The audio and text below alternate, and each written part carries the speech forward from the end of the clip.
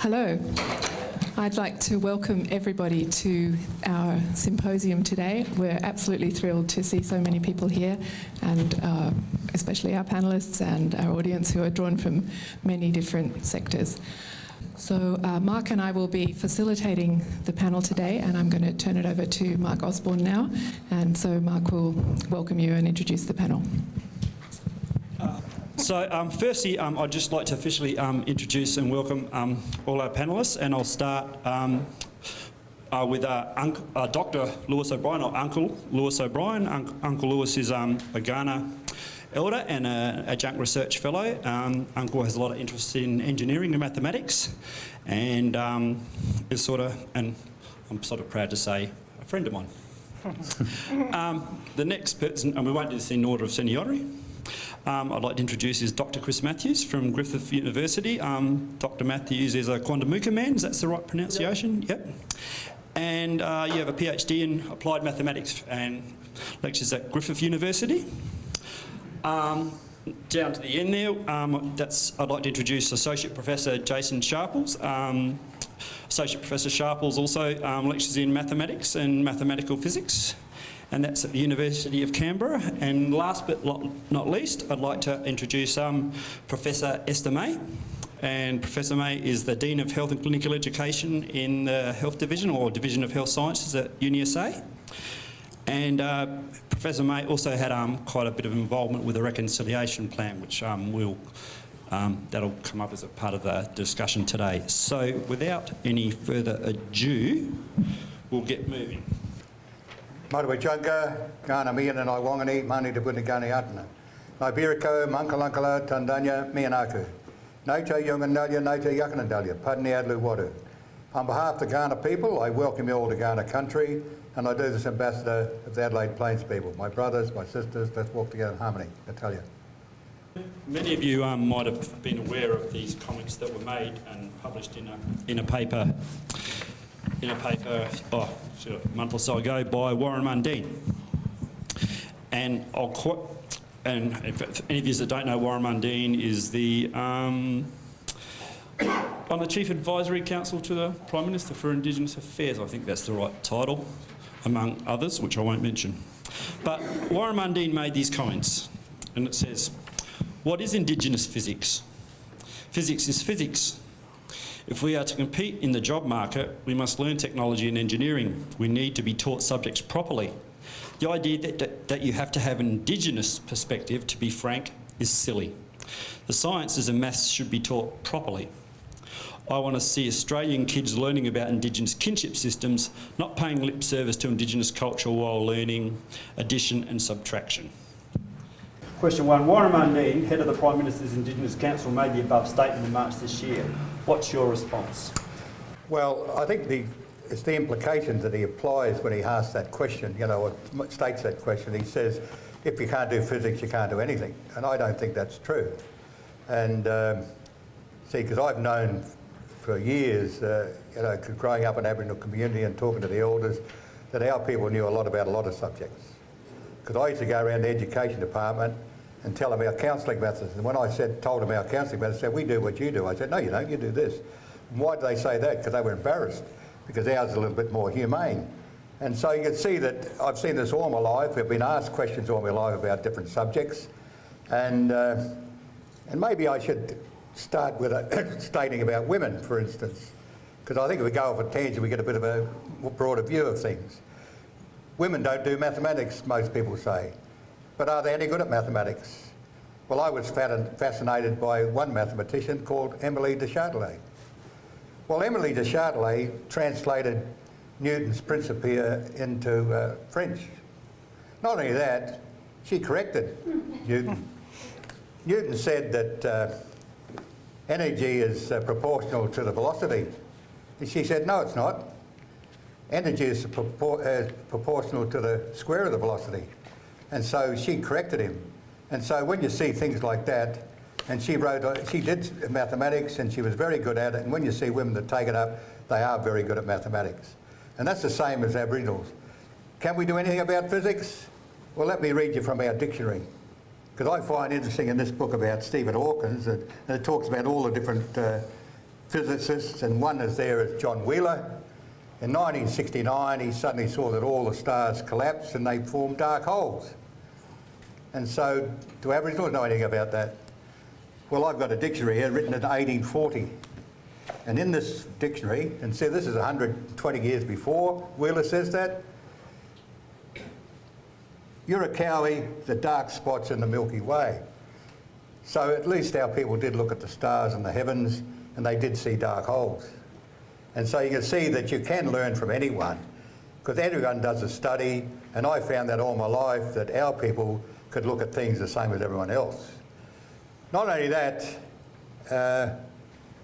Mary Gilmore makes an interesting statement in her book, because she had a property in New South Wales. And she said, I always got Aboriginals to count my sheep and cattle because they never made any mistakes. And why is that? Why don't Aboriginals make mistakes when they count sheep and cattle? And the reason is this, that Europeans count one at a time. And when you're watching sheep or cattle, they rush 2 or 3 through a race and you get lost. But if you count them 5 at a time, you don't miss them running through. And that's what they talk about Aboriginals. How far do they count? Well, our people count to 5. We go Kuma, Pulachi, Mukachi, Yerabulla, Yerabulla, Kuma. We only count to 5. But do we know more than that? I think we do. We know more numbers because we have birth order names that go to 10 for women and 10 for males. Catania's firstborn female, so one word's a sentence. Cardamaroo is firstborn male. My name's Warwick, second-born male. Warrigu is second-born female. So we go to 10 and 10 on either side. So we learn subsidising, which is very interesting, because I read Marty Dodd's book and he said this.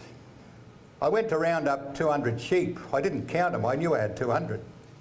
And so he could subsidise very well. And people have found that over a long time that we can look at sheep and cattle and know the number we're looking at.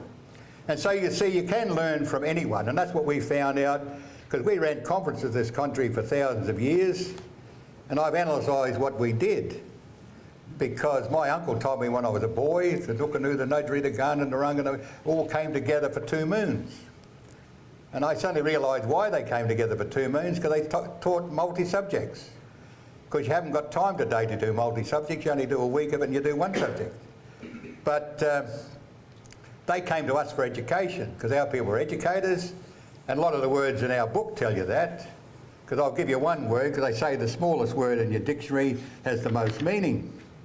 And I should give you one of ours, which is a very fascinating little word, and it's Yarra. And Yarra says, expressing the notions of individuality and reciprocity, distinct, different, one to another, both, twice, difference. And you think, what the heck's that all about? Well, really, that's the basis of the whole Aboriginal culture, and that's why people have difficulty with it, because we talk about 2 things. Europeans, or most of the world, talk about 1 thing. 1 step makes a journey, you've got to come down to 1 point. We say there's 2 things. We even have 2 truths, and people say, how can you have 2 truths? Well, I can say this to you. There's a truth in the story and the truth of the story. And it's relevant whether it's true or not.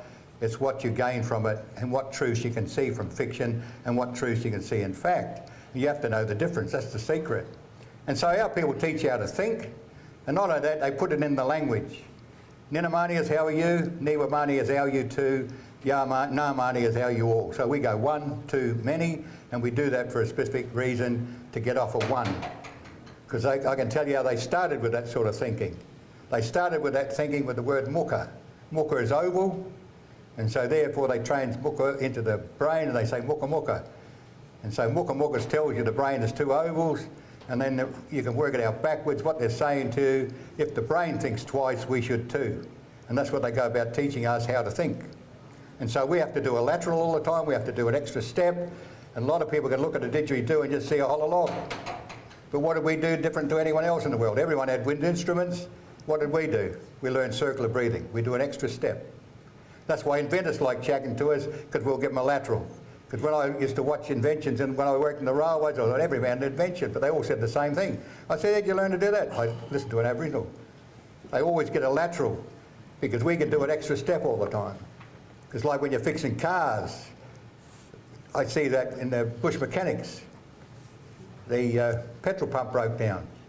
Well, Aboriginal thinks, where in the car can I get a petrol pump that I can use in place of the one that's broken down? And he said, I know, windscreen wipers. So he fills the bucket with petrol instead of water, and he connects it to the carburettor, and he gets automatic fuel pump and fuel to the carburettor. So anyway, I've just given you a little bit of insight into our thinking. Maybe we can go to the next question. Well, first of all, I'd like to just pay respects to the elders and traditions of the Kaurna people and the land in which we meet, but also to my esteemed colleagues here. I'm feeling a bit the outer in this esteemed group of Indigenous colleagues, and they're much more, I think, embedded into the culture of what this issue is that we're dealing with. But from an outsider's perspective, I guess what I see is that what Mundine is talking about is about context, and it's about the context of where the learning happens and how that learning takes place. And for me, the really important sentence in the statement is that the sciences and maths should be taught properly. And that, I think, is the essence of what I see to be a core to today is about, well, how do we do that so we engage our children and future children in the sciences, technology and mathematics area, and how do we make that as exciting and engaging as possible so that they do then do the transition into universities and into careers that are dependent on having population and folk that are really skilled within these areas. And that's not just a challenge, I think, for the Indigenous. I think it's a challenge more generally for our society about getting more interest within the STEM subjects and seeing a way that we can invigorate the interest in this area. I think the context of Indigenous is really important across all of our curriculum, not just aligned to one area. It should be something that, as a university, from our perspective, is embedded across whatever discipline area it is. But within the STEM area, there have been some very exciting things done within this division of ITE&E, Information Technology, Engineering and the Environment, of which the contexts have come in to meet with the sciences that are helping to understand what happens. And so my perspective is, I think the statement is one that an Indigenous leader has made, and we should respect that. There can be different views about it, but I think he's really actually picked up about the need to teach sciences and technology appropriately and maths in order to then get the engagement from the students. That's the key. You have a crack? Yeah. Yeah, so I mean, I guess I kind of agree with the statement up to a point, but disagree with it as well. I mean, in one respect, yes, physics is physics. I mean, we're looking at the natural world and trying to understand it in terms of various processes. But if you look at the history of physics, there's been a whole lot of different perspectives on it. I mean, during the Dark Ages was the Arabs who were sort of taking up the mantle and doing the physics there, and then during the Renaissance that had to sort of be transcribed and translated into sort of the more of the Western culture. So there's always been different ways of different cultural contexts to how physical knowledge is arrived at, and I think that's despite the fact that we sort of have this one sort of dominant Western approach to it now, there's still the room or the space there to sort of allow different perspectives. I think really though, in saying this statement, it's almost like he's kind of missed the point of what the problem is, and it does come back to what does it mean by how do you teach STEM subject properly? I don't know. Still trying to work that out myself. And again, I sort of agree when he says it's, the idea that you have to have an Indigenous perspective is silly. Well, having to have it is, I guess, is silly, but there are cases where it's going to be incredibly important that you have that Indigenous perspective, because that's how you're going to get people to come to the table. I know for myself, I wasn't really interested in maths until I found out what it could do for me. I remember the first time we did Newton's laws, and it was just like, hang on a minute, just hold the bus, You're saying to me that just from that simple F equals MA, you can tell what the planets are going to do. Yes, sign me up, The empowerment I got from that was incredible. I got goosebumps. It's mind-blowing stuff. Having that whole world open up for me right in that little equation was just mind-blowing. And That's a path I'm still sort of enjoying following to this day. Be great if there were some other Indigenous people who could follow it as well.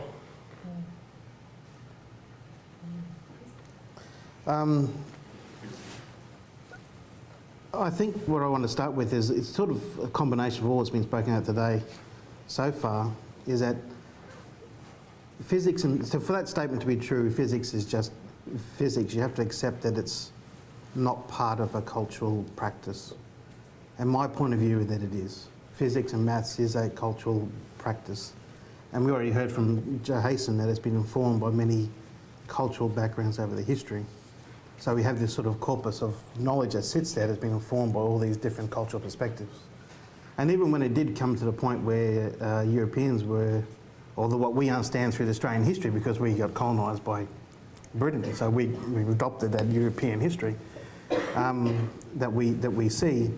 Even through some of that history, you will see the influence of how culture comes about scientific discovery as well.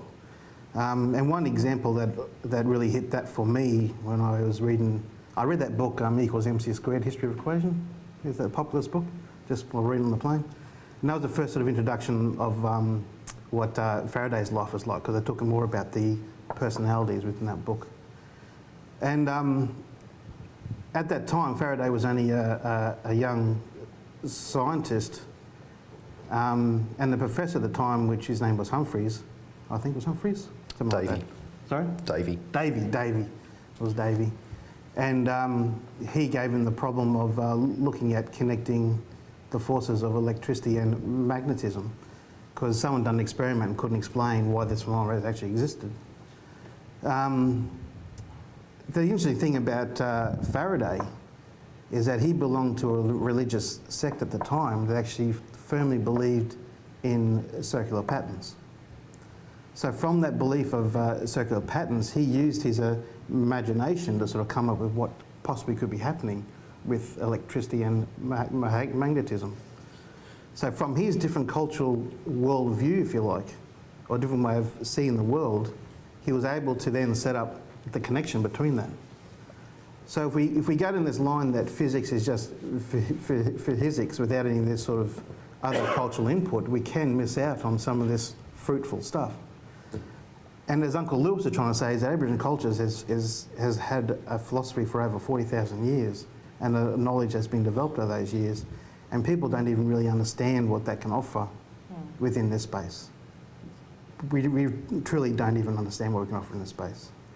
And the only example that we have at this point in time, I believe, that shows this potential is the story of David Unipen. Let's do a little experiment. Has everyone heard of the name David Unipen? Put up your hand if you have. Right up so I can see it. See, this is a good turnout so far. Keep them up. There's a good turnout so far because most people, like when I say that in Queensland, keep them up. I'm not finished yet. Because when I ask that in Queensland, you get one person put their hand up, perhaps. Now, the reason I'm going to keep your hand up, I want you to then keep your hand up if you were taught that in either primary school or high school. One person. Yeah, and the $50 note. Yeah, sure. So there's one person that knows about, two people knows about this from primary and high school. Now, we all know the story of David Unipen, and one of the things that I value about him was the fact that he did connect Aboriginal culture and science in a sense, you know. Yeah, he did, not in a sense, he did. And one of those examples that he actually invented the rotary blade for a helicopter, looking at the aerodynamics of the boomerang. So he was taking that essence of both to create this thing that was before its time.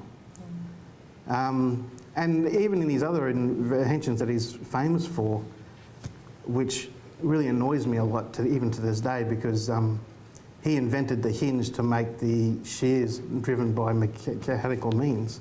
So he actually revolutionised the shearing industry. And we all know that Australia's economic development rode off the sheep's back. So David Unipen was the person who made that a reality for Australia. But even to this day, if you Google David Unipen, he is undervalued by the fact that they'll say he improved the handpiece. That's all they say, they improved the handpiece. That's it, full stop. And even then, that little experiment, we're seeing how much it's not part of our history. So there's this constant silencing of what Aboriginal people can actually offer within the space. So I'm trying to make 2 points here, that physics, science, maths is a cultural practice, and that cultural worldviews can influence and have a strong influence on how that is developed. And if we keep this monoculture of the mind, if you like, then we're going to lose that. Can I just perhaps add one thing? Yeah, sure. Oh no, I've got a mic, that's right. All right. Professor Alex Brown, who's in the South Australian Medical Research Health Institute, he, at a review that we're doing about our Indigenous support services, he made the point that it's really important for our Indigenous students to understand the cultures from which they come and to be able to integrate and to connect with them. But it's also important that so that they have some sort of mentorship and support around that. But it's also important that they grow their knowledges within their discipline areas and that they get the best that they can be and that they work hard. And so that he was talking around mentoring, and it's almost like you need two mentors. You need your discipline mentor, but you need your cultural mentor as well if we're going to be a successful university about being able to support our Indigenous students.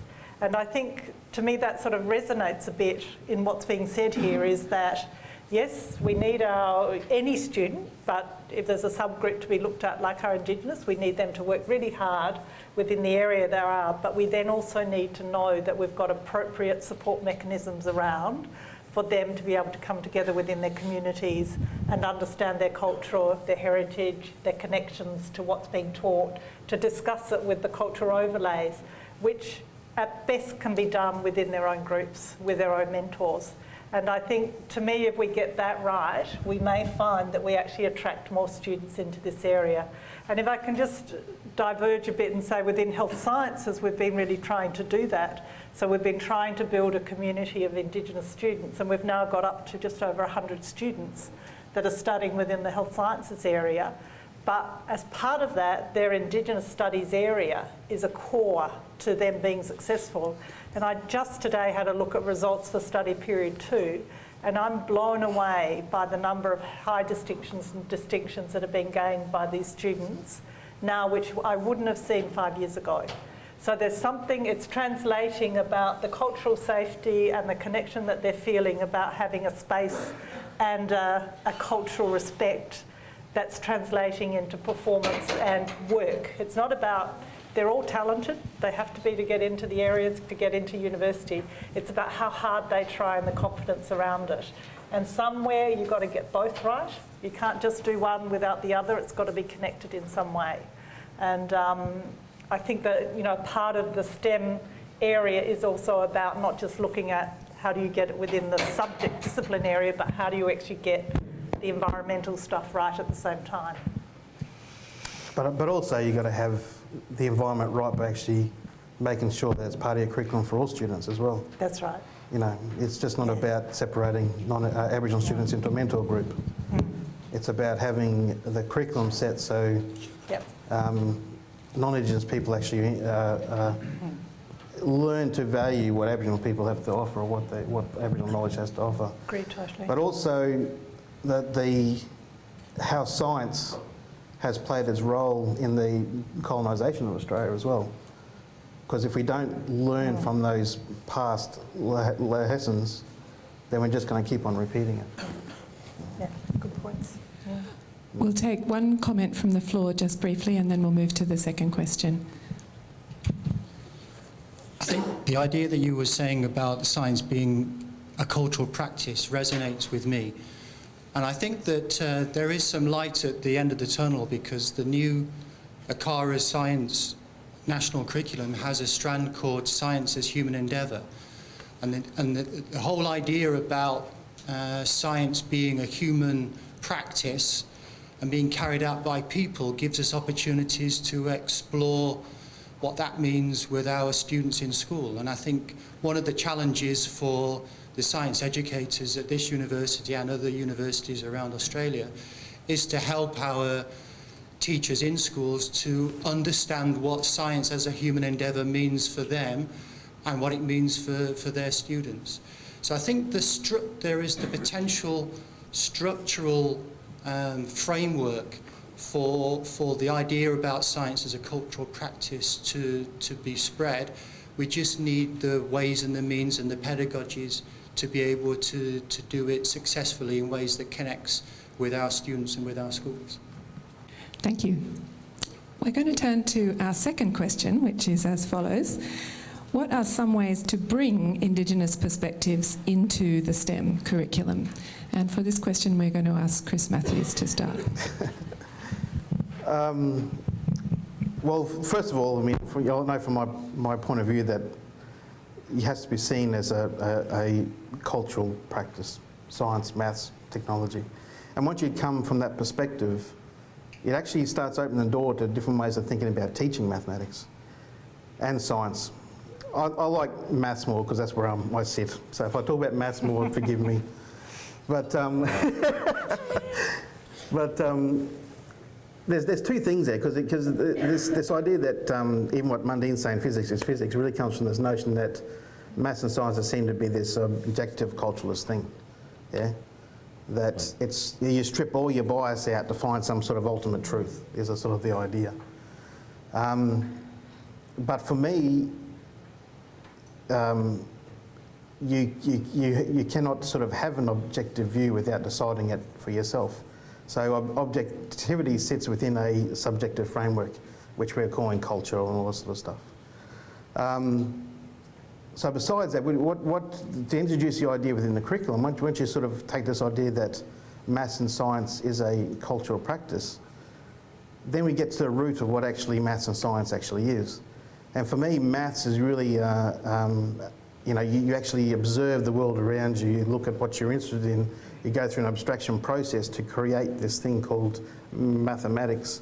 And then once you create this abstract representation of reality, the thing that you should do as a scientist or a maths person is to reflect and see whether it's a good representation of reality. And that's what you do, every single day as a scientist. You do this sort of cycle, sort of figuring out where you want to go with that. Trouble with our education is we don't allow any student to engage in that process when we teach mathematics in particular. We sit fairly firmly in manipulating equations and doing the functionality of mathematics without any of that sort of introduction of that reasoning behind it and that creation of coming from that world into this maths world. And when you go through a cross-cultural space where there is, a language and certain other things, you can start playing with the idea of allowing students to express themselves within that learning, because you're allowing them to create for themselves. And we've even had a go of ideas, of allowing students to start with what we've been calling the story in the students' reality, and then allowing them to create symbols to represent that story, create them for themselves, and then building up a connection to how that fits within mathematics.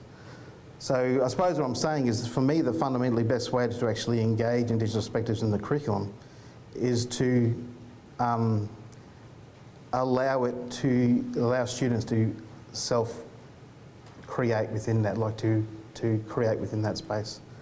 And also the other aspect to that is, once you actually get to the root of that, what is maths, it even opens the door to start connecting with the communities that your school is situated in particular Aboriginal communities, to actually start talking about, what's your idea around growing, for example. If that's the idea you're looking at, what's the idea about growing, and talk about growing, and then look at how that represented in mathematics. The thing that I sort of don't sort of subscribe to is the overlaying of maths on cultural artefacts, and you see that a lot within across, in a whole range of different cultures, where they might take a painting and say, look at the geometrical shapes in there. Because what you're doing by doing that is you're not valuing the cultural practice of the people who created that artefact in the first place, or that picture, or that abstraction in the first place. and you're not understanding the knowledge and the meaning that's behind that. You're just overlaying it with something else. Does that make sense? So the only way for me to think about actually indigenising curriculum is to, you know, allow people to create for themselves, if that makes sense. And in history, that's what people have done. People have had the opportunity to take this multicultural knowledge that sits there and engage with it as a cultural entity, and that's what happened when it translated to Europe from, you know, the Arabic world and so forth in the history. And even if you think about Chinese student, they will sit there and learn mathematics through their own cultural lens. So somehow education has to open that up for Aboriginal students. And currently what we do is we actually tell our students that we have to learn through the English way. And a lot of maths educators will say, you know, to our Aboriginal students, you have to learn mathematics by learning this set of English words and this set of English way of thinking, if you like, and then you engage with mathematics. Aboriginal people aren't afforded the opportunity to engage with it within itself. So this is why I'm really caught up on this creating within your maths courses and in the curriculum. I hope that made sense. I feel like I'm waffling. I'll finish it there. Yeah, okay. Look, I think we should follow the Aboriginal idea and tell stories. And I should give you a couple of Aboriginal stories and I'll give you a European story. When I was a young boy, I heard about Granny Lena, and she worked as a midwife with a doctor. And the doctor said to her one day, "Granny, you should get your midwifery certificate." And she said, "Doctor, can I remind you I'm 70 and blind?" Now there's a 70-year-old woman working with a doctor, had more knowledge than he did, and he knew that. And why did she have more knowledge? Because if you remember history, midwives did know a lot more than doctors, because doctors came in later. And I wondered about that myself. Why did that blind woman know more about giving birth than the doctor? Well, she used her blindness in a very interesting way. She could pick up the clothing of the woman and smell it and know what's wrong with her by the smell of the ailment. Not only that, before she touched the woman, she always washed her hands, which doctors didn't do. And they killed a lot of women when they, if you should read the book, The Cry and the Covenant, when they first took over giving birth, doctors, and they killed a lot of women, and women had to be dragged screaming to hospital because they knew they were on a death sentence. And so that's a very interesting story of how people could, and they knew the statistics where I came from, Point Pearce. We had the highest birth rate in the country.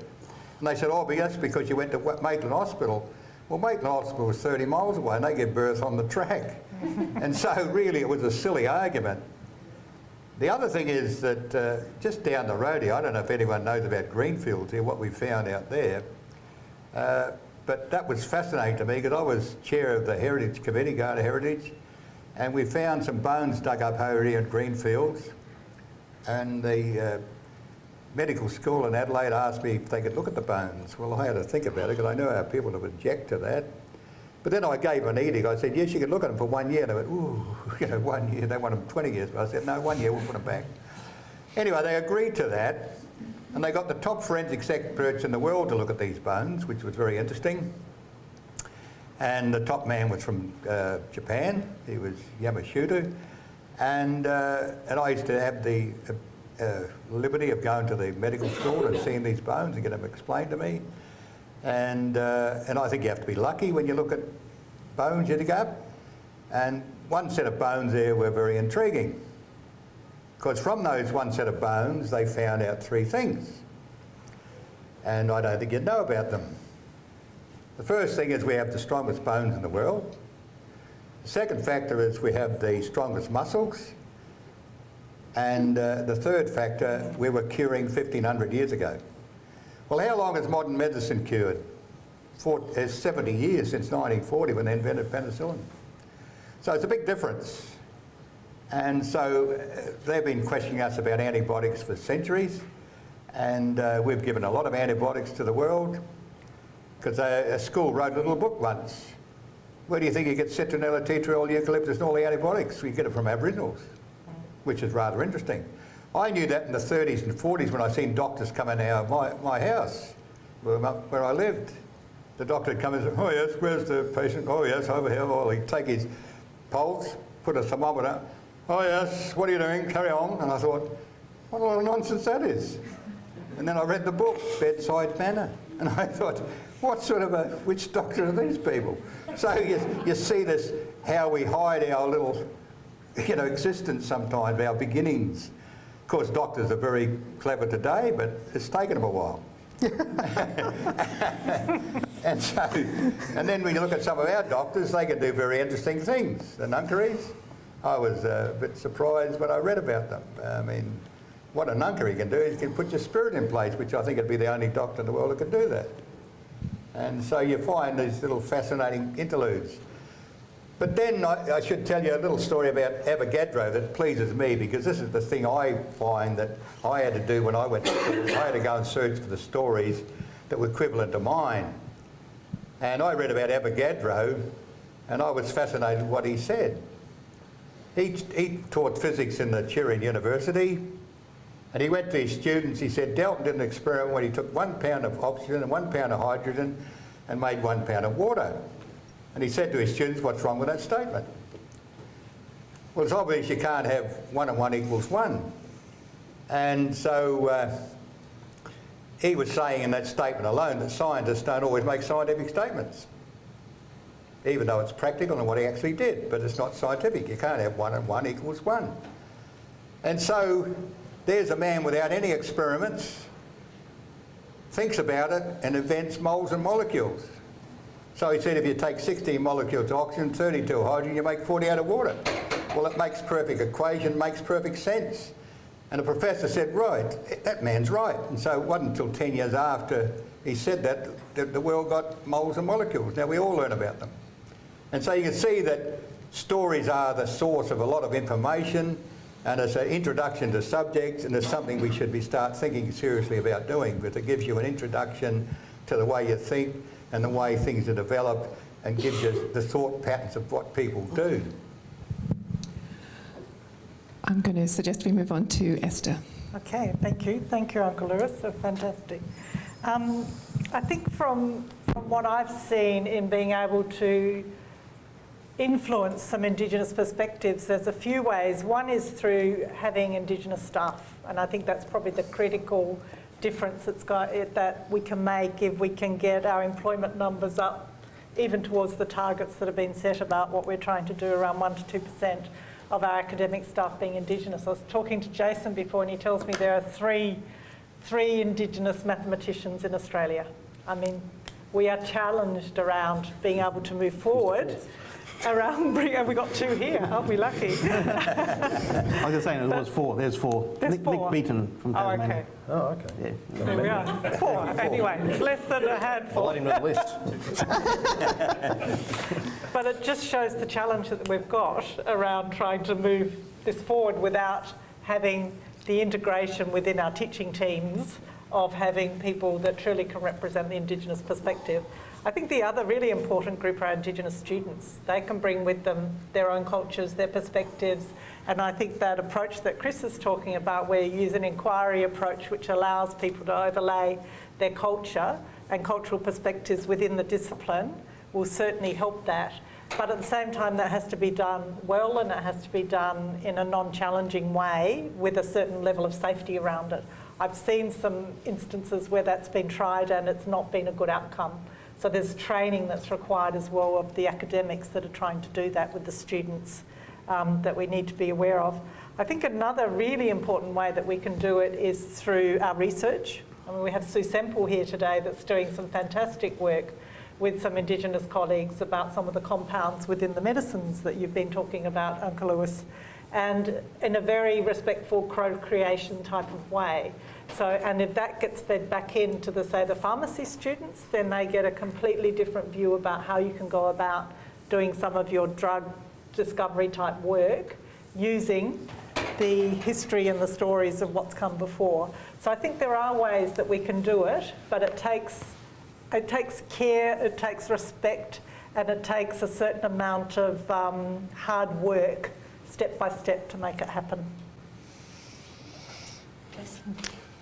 Right, well, I mean, I guess one way, well, a good way, I think, to bring an Indigenous perspective to STEM is actually just tell the truth. And, you know, there seems to be this myth out there that, you know, science and mathematics and practices like this are kind of at odds with traditional knowledge. I mean, I don't know where that came from. It's just not true. I mean, I guess, you know, once the sort of the early, when the Europeans came, there was a kind of a period of time where, you know, there was this sort of willful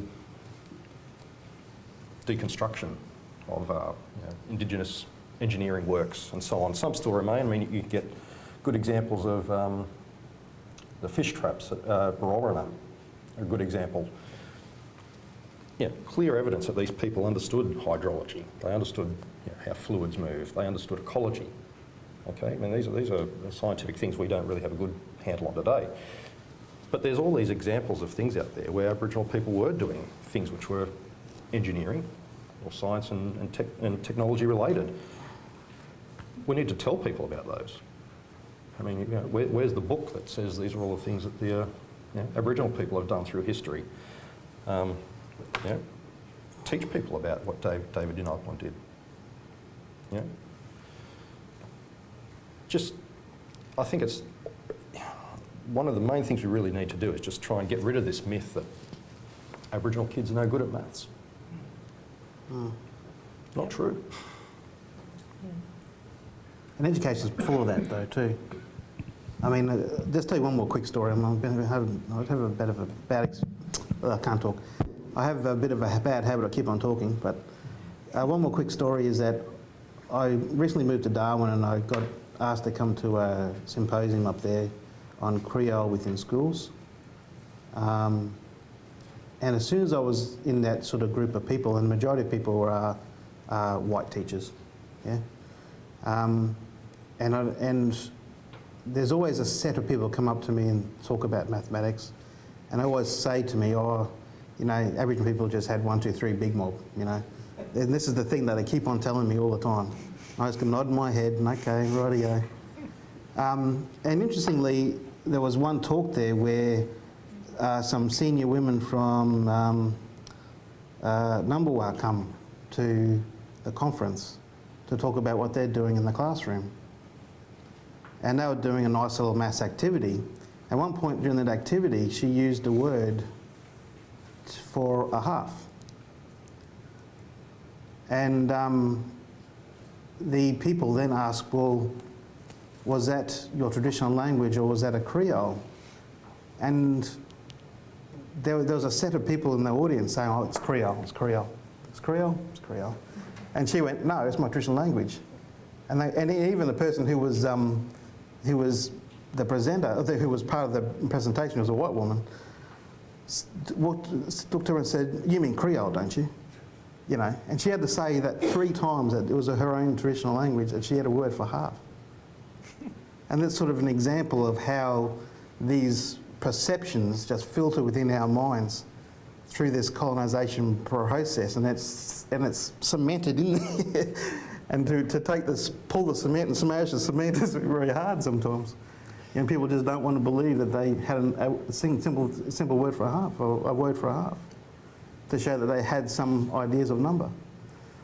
I can add to that. And even, sorry, just one more quickly. Yeah, sorry, Uncle Lewis. yeah, no. And even there's a paper by Harris that in the 80s where he tried to dispel this myth, you know, and he talks about this and the fact that Aboriginal people did have words to 5, like Lewis was saying, but they also grouped by 5 so they could do higher numbers. And he was showing that clearly in that paper. But still people don't want to take that on. Sorry, Uncle Lewis. No, that's fine. No, it's just that we get taught by concepts, and I'll give you a couple of the concepts here that we have in our dictionary. We look at trees and see they're scattered without design at random, and the word for that is Yerikatana. And we also have Yerabulaluka, which is 4 times. And so it's in the language that we know the concepts of these things. That's why it's easier for us to go across. And that's, a lot of people don't know what's happened here. This has been destroyed because people don't know that Australia had the highest education in the world for the populace. The Germans found that out in 1840. They taught our kids on the banks of the torrents for 6 years in Ghana language. And in the end, they wrote letters to Germany. We got them translated from Old German. And one day I decided to read all the letters, because you read one and it just tells you about their own affairs, you don't think much interest in it. But anyway, I read all the letters, and then I come across this particular letter which said this. It said, these kids are no different to any kids we taught in Europe, only they're black and wear no clothes. Now they're talking about rich kids in Europe, they never educated poor kids. Now these kids are off the street.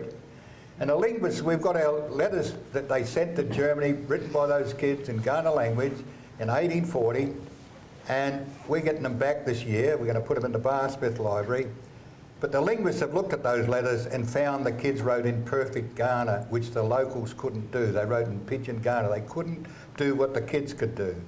Because our language has more conjugations than Latin, but of course the linguists remind you not as many as Hungarian and Finnish, so they keep you in order. But we have 3 steps down. We have 15 conjugations for I, so, as I said, we have nina, niwa, no, and we keep on going down 5 steps, and so it's 15 of those, the first verse, second verse, third. And so it's a very complicated language in pronouns, because we're pronoun happy. And, but then there's a lot of technical words, because you can see they're words of educators. And so I get fascinated with just looking at the dictionary, because you can work all the words backwards, and because they teach you how to do that. They teach you how to think.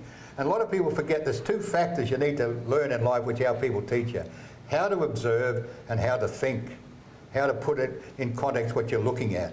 And our people go in depth on teaching you how to think. And we learn with a bit of string. A pity I didn't bring the string today to show you, but I forgot to bring my string. But because I think people don't realise you need some vehicle to learn about observation. Playing a musical instrument teaches you that, origami, or some little exercise that you have as a hobby, and I think that's what kids should learn to do first. I think we have a lot of fruitful conversations ahead. I just wanted to open this one up. Would anyone like to make a quick question or comment from the audience? Yes? I've got a question. You talk about the concept of fractions within the Aboriginal culture. What about imaginary numbers? The question was, is there a concept of imaginary numbers in Indigenous cultures? They're not to my knowledge. No. But so what are you really trying to say with that question? Nothing. I'm just asking what the cultural perspective was on imaginary numbers.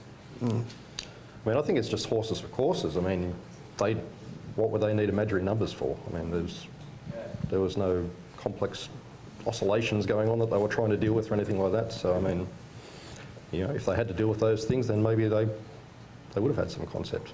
I mean, these imaginary numbers were sort of born out of necessity, That may I ask you this, do you know the law for getting lost? I know the law for getting lost. So could you work that out? I think you'd have no hope in the world to work it out. So I didn't. Would you know the law of getting lost? I've been lost many times. Yeah, I know, but I can tell you whether you're lost by the law of letting lost, because I learned that. So, and that's building up to culture. We don't learn it that way, but shows you we can twist across, but it has the same meaning. But you wouldn't have no hope in hell, because I've seen people writing about it, and they don't even get near where the source is, because they don't know how to observe, because they don't take into account all things. So you see things are only pertinent to your own thinking and your own knowledge base, which you need to find as useful. So you would have no knowledge of what the law is of getting lost. I know where you walk, you're lost. I could tell you that by the way you walk. But see, that's an interesting factor, isn't it? And yet you'd have no concept of that. See, we learn concepts which are useful to us, and that's what people got to realise. You only learn what you need to learn. I also want to make it clear that we're not, sometimes when I talk, people think I'm anti-science or anti-maths, and I'm not that at all. Yeah? I don't believe that maths and science is a superior knowledge over everything else, and that's where I might differ from other people, because I've met a lot of people who think that maths and science is the only way to think, because this is the way we're going to understand the world only. I come from a perspective where there is a lot of, there are people who've developed understanding the world in their own way, and there's a value in looking at connections across that. Yeah. I guess just to finish off from what I was saying before too, just a hypothetical. I mean, who's to say that there aren't number systems out there that we don't know about yet? You know, maybe in 100 years' time we'll find some reason for coming across them, but you know, that's kind of the way mathematics works. I'll signal that there is a bit of networking time at the end after the third question and the closing, so there will be a bit more time to delve into things more individually.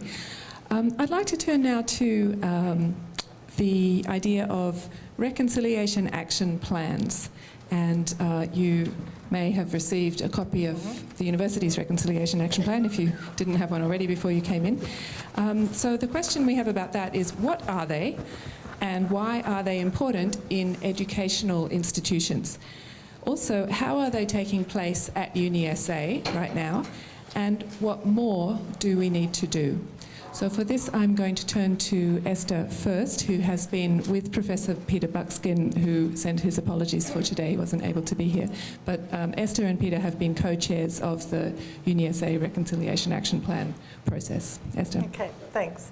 Look, I might just start by giving a bit of background about what a Reconciliation Action Plan is and why UniSA have gone down this path. And I think that I'd just like to acknowledge there's a couple of members from the steering group that are here with Deanna Hargent-Nichols and Steve Dowdy. Is there any others? Yes, Mafus, of course, sorry. Yeah, absolutely. So we have quite a team here that were involved in the process. But I think that for UniSA, the process started well before when we actually got a steering group together to work on what would this plan look like. Really from Peter Buckskin's leadership, there was a real push about the institution recognising and acknowledging the culture, the richness, the knowledges, the Indigenous knowledges that have been brought into the university and are core to what its essence is about, particularly because our Founding Act has within it that we will work towards the education of Aboriginal people. And it's something that is just core to the essence of what UniSA is about. And I think all of our Vice-Chancellors have really felt strongly about that. I think that with David Lloyd coming when he came a year ago, is it now? A year and a half ago, something like that. He really grappled and accepted that this is something that was important to UniSA. And so he really supported the process of us putting together a Reconciliation Action Plan, which sits under the framework of Reconciliation Australia. So if you go to their website, there is fantastic information there about what plans are, who has been involved in putting them together. There's currently, I think, 11 universities that have Reconciliation Action Plans. And within that, it's really the institution looking towards how can it better how can it improve its relationships with its Indigenous students and staff and communities, but also how can it create positive change towards reconciliation. And it's a vehicle by which an institution at an organisational level tries to do that. So within our plan, and there are 4 levels of reconciliation action plans, they started a sort of a reflective level, looking at what you're doing, reflecting about it, thinking about how you can do things better. There's then the next stage is innovate. So what are you going to do here that's actually going to produce some of that positive change and have some innovation? There's a stretch reconciliation plan, which is really going to the next level of trying to integrate systematic change and acknowledgement within the organisation. And then there's one called Elevate.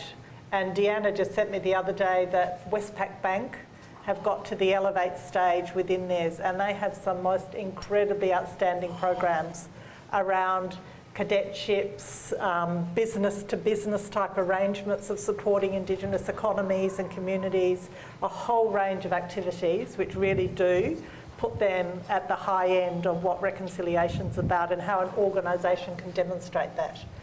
UniSA aspires to get to that. We're at the Innovate stage. So we came in at the second level, which I think is, very good acknowledgement of the work that has gone before us. And none of this started at the time we decided to do a reconciliation action plan.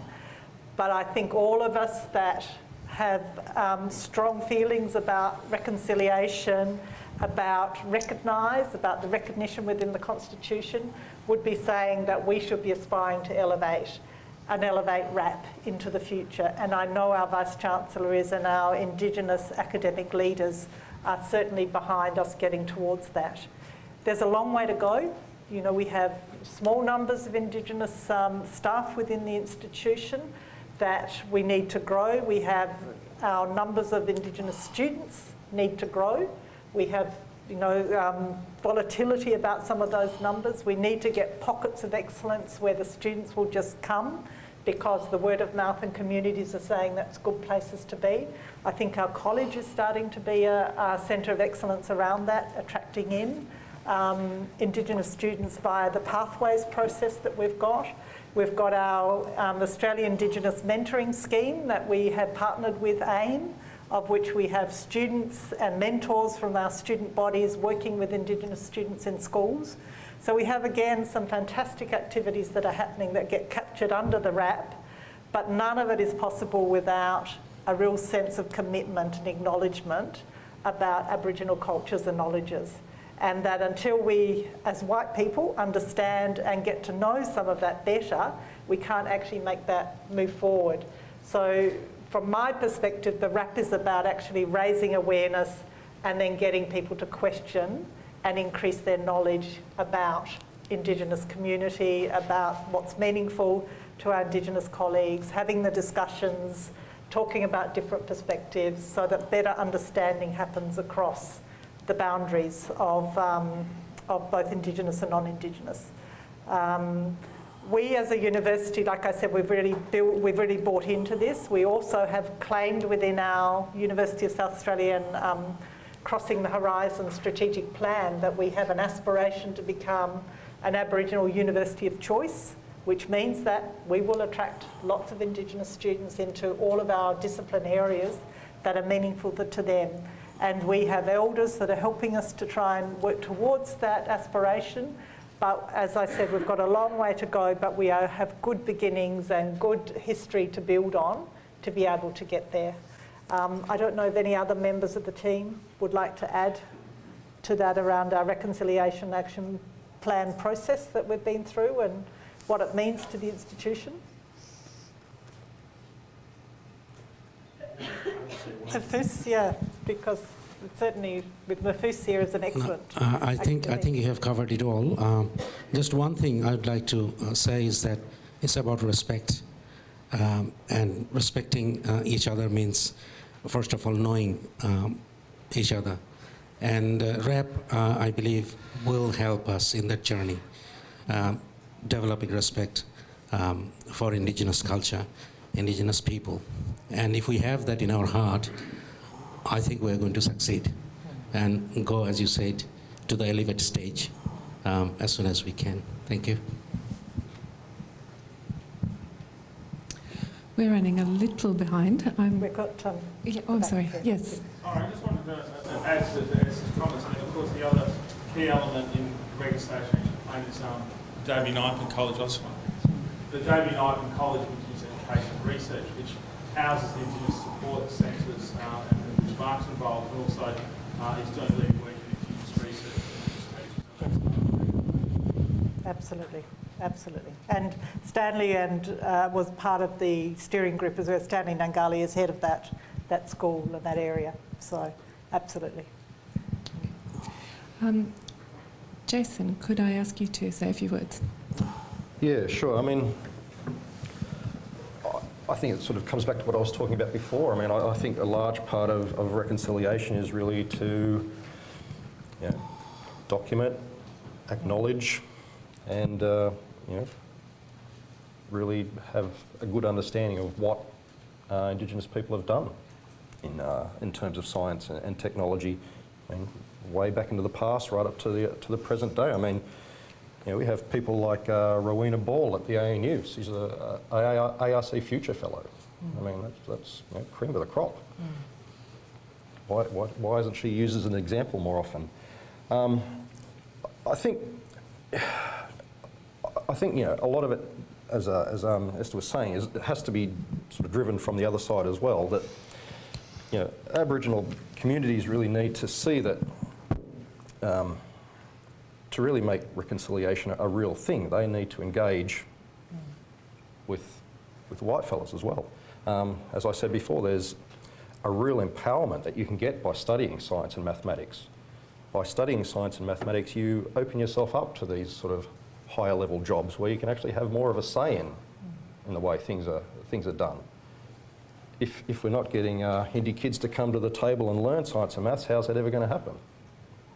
So I think there's a real, well, there's a lot that needs to be done here. That's all I've got to say. Uncle, would you like to say a few I words? think it's been pointed out from lectures overseas, Aboriginal are really a hidden social capital. And how many people know that we had a Rhodes Scholar from here, Rebecca Richards? So you can see if you give people opportunities, they'll achieve. And the more you give opportunities, the more you achieve. I can tell you this. I started in the education department in 1977, and we only had 9 kids in year 12. I was appalled to see that low number, because we weren't allowed to go to schools. And that's why we've got to come this long, hard road. Now we get 150 passing, but that's not even good enough. They don't realise they've got to pass at a higher rate. And so there's all these lessons we have to learn going along. But see, I know that that's the path we have to go down because I come from a long line of educators. And not only that, I should tell you what I've been researching myself about that. I knew we ran conference in this country because my uncle, as I said, told me that. But it's also the Germans wrote the word down, Baba Bambalya. But I also know what extras we learned from that. See, I know that we learned that every culture in this nation had knowledge that we didn't possess. And I'll give you a few examples. I learned that the Burong people were stargazers and they knew more about the stars than any other Aboriginal group in the country. Well, they taught us to look at the stars. Now you go here to Mawson Lakes and see Ghana by the stars because we learned from them. Adnamanta people are environmentalists. They won a World Environmental Award in 2000. They set aside 82,000 hectares of land to be protected, the first Indigenous group in the world to do that. We got the Communist Medal in 1994 for our curriculum books. So you can see there's a resource there that we should build on. And not only that, we should look at the Ottoman Empire. They failed to educate their people. That was their downfall. And so we've got to take lessons from around the world. And not only that, how many people know 2 Aboriginals were buried outside the gates of the Vatican? And why are they buried there? Well, they went over there as to learn about becoming priests. Not only that, they were fluent in Latin. Not only how many know the story of Bennelong, why he went to England. Everyone thought they dressed him up nicely, he spoke English. They didn't take him to England because I found out in fine print that he was an expert on Latin. He won prize in Latin. Well, they tried to see if they could beat him. They couldn't because his language is based near to Latin. So that's how he could be expert at Latin because he's coming from a similar base. And so you can see that there's a hidden history there. What about explorers? Explorers that succeed in this country always had a guide, and that was Aboriginal. And they knew that because that's what was being destroyed. A lot of people don't know that. They destroyed a high educational system and highly skilled people. Dr. Penny wrote a book in this state in 1969 which said traditional people and educated people. And I knew that growing up, that our people were highly skilled and highly educated and they could transfer across. And why did he write that book? And in the book he tells you, he went with a 10-year-old boy in the bush and the kid could tell him every plant that he'd come across, what it was, what could be used for it, and he knew that kid knew more than a science student in second year in high school. And that he'd been taught by his local community. So you can see there's a wealth of knowledge we can exchange, and if you build up people and we regain back some of our knowledge, this country will progress again. They not only progress on one level already, and that's in inventions, but I think intellectually we could progress a little bit more too if we exchange some more of this higher knowledge that some of our people possess. Reconciliation action plans. From my experience, they're a good start, but I don't think they go far enough. And the reason for that is that we've coming from a history of the notion of social inclusion, where we've been allowed to come to university, if you know what I mean. So we're always on the periphery and the fringe because we're allowed to come to university. And we're not part of the university at this point in time. And a lot of this stuff is good because it's about strategies to employ more Aboriginal and Torres Strait Islander people, it's about strategies to get more students in and all that sort of stuff, which we need. But still it sits within that framework of allowing to come. What I like to see is we actually become part of the university. And the only way we can do that is if the university from very high up, from the VC down, actually changes the ethos of the university and say that, you know, for example, a university-wide Aboriginal curriculum is part of our core education within the university, as one example, because it actually sets a certain agenda for the university, that we are actually part of the university. And I suppose as a last sort of statement, I mean, our history, we also come from a history of when European people come here, that they said that this was a land belonging to nobody. So we've come from that base not very long ago, really. I mean, 200 years ago, a little bit more now, was when they first dropped in Sydney. You know, up where I come from, it's, you know, it's around about the 1840s, 50s that they started going up there. So we're coming from a very recent history and dealing with that as a people. Still, and I mean as a people, as in both Aboriginal and non-Aboriginal people, because that point in time actually defines how we relate to each other. And the only way we can actually change that terra nullius thinking is if we change our relationship with each other. And we start the process of valuing rather than devaluing, and see where that actually takes us. And doing that, there is a leap of faith in doing that, because we're not quite sure where we're going to go with it. So there is a leap of faith. But I would applaud the university that takes that leap of faith and actually does something with that. So my last thing I'll say is that we should be entering a paradigm where we're overturning the mindset of terra nullius and changing the way we think. Thank you. Right. All right, we're just about closing this part of it. Firstly, I just need to thank a few people.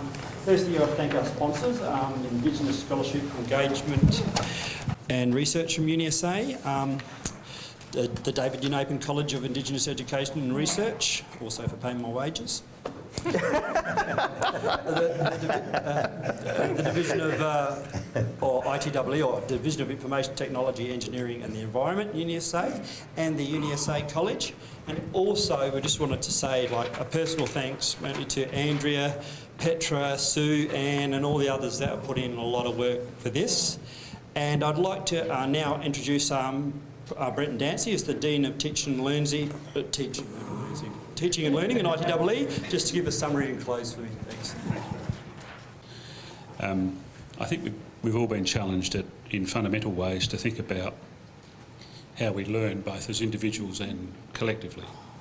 And Uncle Lewis reminds us of the importance of fundamental things, of observing and thinking, and the relationship between what we observe and the conceptual things that we create to explain and to allow us to manage those sorts of things. Fundamentally, the importance of recognising the centrality of the way that individuals actually construct meanings and understandings is a critical part of what we've talked about this morning. And again, Uncle Lewis reminded us about the richness of stories and the use of stories as part of that process. So there's a lot here, I think, for those of us who are not only interested in this area and these topics and the related things to them, but who, as university academic staff, have interests in teaching and learning more generally. There's a lot of richness that's been talked about this morning that I think translates into that environment as well. For some of us, and perhaps that's many in some cases, there is certainly a challenge in accepting at a deep level the point that Chris articulated so clearly about the links between culture and science in both directions, in fact. And so that's a useful reminder of that particular aspect. One of the key links between those of us who take either a subjective or a more objective view of the way that we think is certainly the notion of how we socially and collaboratively create knowledge, and I think that's been one of the things that's is able to draw together those two perspectives in a meaningful sort of way. But overall, the key is open-mindedness and respect and awareness of the context and connections to culture, and as Esther pointed out so clearly in talking about the work that she's been leading in health sciences, which has been really fantastic in terms of creating that supportive community for the students there. So just to finish then, thanks very much for coming.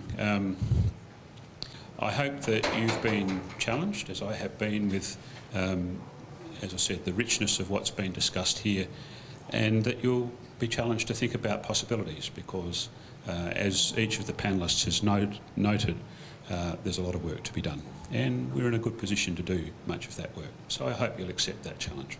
And I'd like you to join with me in thanking each of the presenters for the work that they've done this morning. Thank you.